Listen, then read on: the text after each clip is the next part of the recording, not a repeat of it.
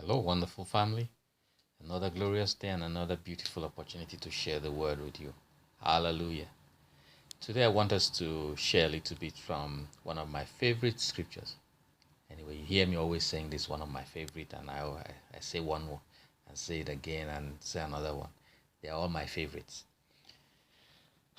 Join me as we go into the book of 1 John chapter 5 from verses 14 and 15. And I'll be reading from the Amplified. I start. And this is the confidence. So we are supposed to be confident in something. And this is the confidence, the assurance, the privilege of boldness which we have in Him. So we should be confident in Him. Why? It says we are sure. Not that we think. Not that we guess. It says we are sure that if we ask anything,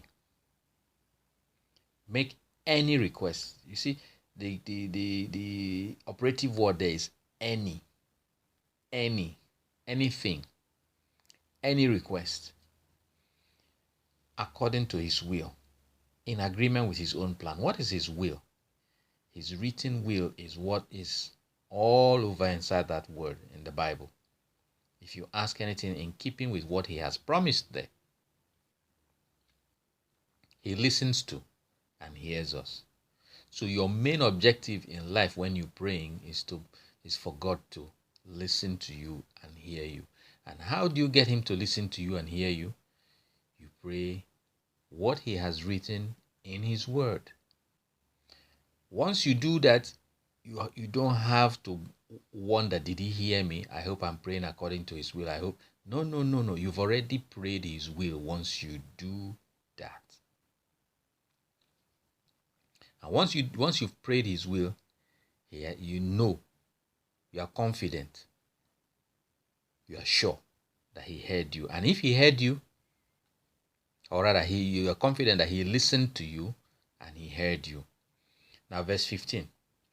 After you have fulfilled the conditions of verse 14 by praying in accordance with His will, it says, and if since we positively know, that is because you are sure, it's a positive knowledge now, because we positively know that He listens to us in whatever we ask. Notice again, the proviso is whatever we ask.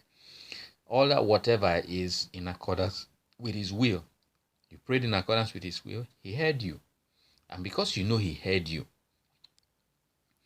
we also know with settled and absolute knowledge, not wavering.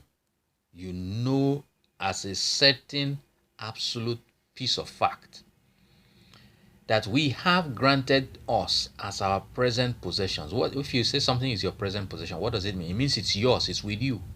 You have granted to us as our present possessions the request made of Him. So you know that He has granted you your request. You went to the king and asked him for something and he says, request granted. You live there with the complete assurance that that thing by law is now yours. It might not physically be in your possession yet, but it's yours. The title deed is now given to you. It must. The funny thing there now is that the ministers of that king will see to it that it is brought to you because it belongs to you. If at the point in time that they are bringing it to you, to transmute it from the spirit to the physical, you were not confident that it was yours, it can't transmute. So you are, as long as you are confident it has been granted to you, that is faith. Faith now transmutes it when those messengers of the king bring it. You got to mix it with faith.